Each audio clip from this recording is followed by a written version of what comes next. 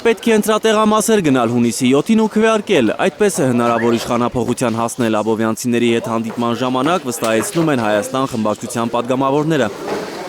Ընտրողների մոլորության մեջ են գցում նրանք, ովքեր պնդում են, թե ընտրություններով հնարավոր չէ Փաշինյանին իշխանությունից հեռացնել, կամ եթե անգամ ԿՊ-ն պարտվի, Փաշինյանն ամեն ինչ կանի վարչապետի աթոռը պահելու համար։ Ասում են պարտության դեպքում իշխանությունը չի տա, գլուխը պատին կտա չտա, թող ժողովուրդը գնա քվեարկի, թե նա ոնց իշխանությունը չի տա։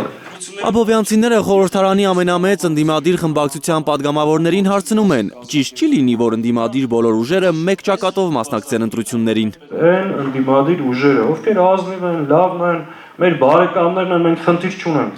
Իշխան Սաղաթելյանը նաև նկատում է, որ խորհրդարան անցնելու շանսեր չունեցող ընդդիմադիր փոքր կուսակցությունները պետք է միանան իրար, որպեսզի չփոշիացվեն գործող իշխանություններից դժգոհ ընտրողների ձայները։ Եթե գիտեն չեն անցնում, կամ պետք է միավորվեն միմյանց հետ, կամ խոշոր բլոկներով։ Մի քաղաքացի կարծիք է հայտնում, որ Նիկոլ Փաշինյանը իր իշխանության համար իրական վտանգ է զգում միայն երկրորդ նախագահ Ռոբերտ Քոչարյանից։ Նա Փաշինյանի աջակից մի տաքսու վարորդի հետ իր զրույցն է հիշում։ Ասես Դավիթ Հաշարի մոստով ես Երևան ապրել եմ, չեմ տեսել, ես Նիկոլա Սարգսյանը, ասում չէ ախպեր Քոչարի վախտվանից է։ Գնացիք մտանք է թունելը Դիլիջանի։ Ասի ախպեր չէի իմանում, ես էլ հա Նիկոլ Սարգսյանը, ախպեր էլ է Քոչարի վախտից։ Բայց Պասիվանով սովետական միսան վախտվանից չէր կարող սարքել։ Նիկոլը սարքել, ամաչես Քոչարը սարքել, ասի բա Քոչարը աշկուտ հանել։ Քոչարը որ այդքանը սարքել, եք ասում Քոչարը կել է։ Սարսափելի է նույնիսկ պատկերացնել, թե ինչ կլինի մեր երկրի հետ մի քանի տարի հետո, եթե Փաշինյանի իշխանությունը վերարտադրվի, ասում է Լևոն Քոչարյանը։ Փողոցից մեկը Նա ընդունում է մարդկանց այն համոզմունքը, որ նախկին իշխանությունների սխալներն ու թերացումներն են նաև պատճառը, որ Հայաստանի համար ոչինչ չարած մեկն է հիմա իշխանության ղեկին։ Արդյունքում ունեցանք։ Բայց նախկիններին վերագրվող շատ սխալներ հաճախ չափազանցված են, ավելի հաճախ միֆ։ իհարկե այդ կուտակված լուրջ սխալների արդյունքն է նաև եղել։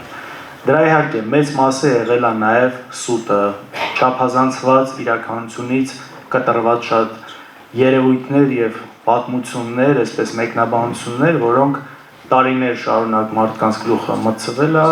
Աշխատող մարդիկ են սխալներ անում, նախկինի մասին ասում է Պաշտպանության նախկին նախարար Սերյան Օհանյանը ու ուշադրություն հրավիրում գործող իշխանության կործանարար, հաճախ միտումնավոր սխալների վրա։ Դրա մեջ կա նաև միտումնավորություն։ Միտումնավորություն, որը որ արտահայտվել է եւ բանակցային գործընթացի, անվտանգության, գիտեմ, Արցախը Ադրբեջանի մաս ճանաչելու այդ բոլոր աշխատանքներում, այստեղ նաև կա դավաճանական հիմք։ Ինչ է լինելու Թրամփի ուղու ճակատագիրը, երբ իշխանությունը վերցնի Հայաստան դաշինքը, արդյոք չեղարկվելու են Վաշինգտոնյան համաձայնությունները։ Միացյալ Նահանգները որպես գերտերություն ներկայացվածություն ունեն արդեն այստեղ, եւ մենք չենք կարող այլևս հաշվի չնստել այդ իրողության հետ։ Այո, եթե լիներ այլ ուժ բանակցող, ես վստահ եմ, որ մենք այս օրին չէինք հասնի միանշանակ, բայց մենք հիմա ունենք իրողություն եւ ասում ենք, որ այդ ծրագիրը պետքա դարձնել այնպեսին, որ մեր շահերից բխի։ Այսինքն առնվազն Նախիջևան երասխ ճանապարհի մասին հրամայական է, որ մենք դնենք սեղանին։ Եթե Ադրբեջանը կարողանում է այդ ճանապարհով գնալ եւ անխոչնդոտ, մենք էլ ուրեմն պետք է կարողանանք հնարավորություն ստանալ անխոչնդոտ ճանապարհ երասխ սադարակ այդ ճանապարհով անցնել։ Իսկ արցախցիների վերադարձի համար ինչ քայլեր են ձեռնարկելու, Լեփլեցուն դահլիճի շարքերից հարցնում են Աբովյանում ժամանակավոր տնավորված արցախցիները։ Սա շատ բնական եւ տրամաբանված պահանջ է, սա նաև ընկալելի է շատ աշխարհի հիմնական գերտերությունների կողմից շատ ընկալելի պահանջ է։ Առնվազն այդ պահանջը ֆիքսելը եւ մեր արտաքին քաղաքական օրակարգում սա ունենալը պետք է եւ այդ իրավունքի գոնե բանակցային մակարդակում ֆիքսելը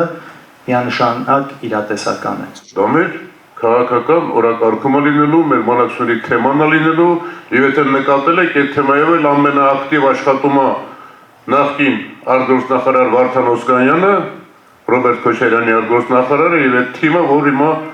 արցախցիների, նախարարների, մյուսների հետ, պատգամավորների հետ աշխատում է։ Փախստականի կարգավիճակ ստացած արցախցիների համար անհասկանալի է, իրենց անձնագրերի վրա գրված է Հայաստանի Հանրապետություն, բայց չեն կարող մասնակցել համապետական ընտրություններին։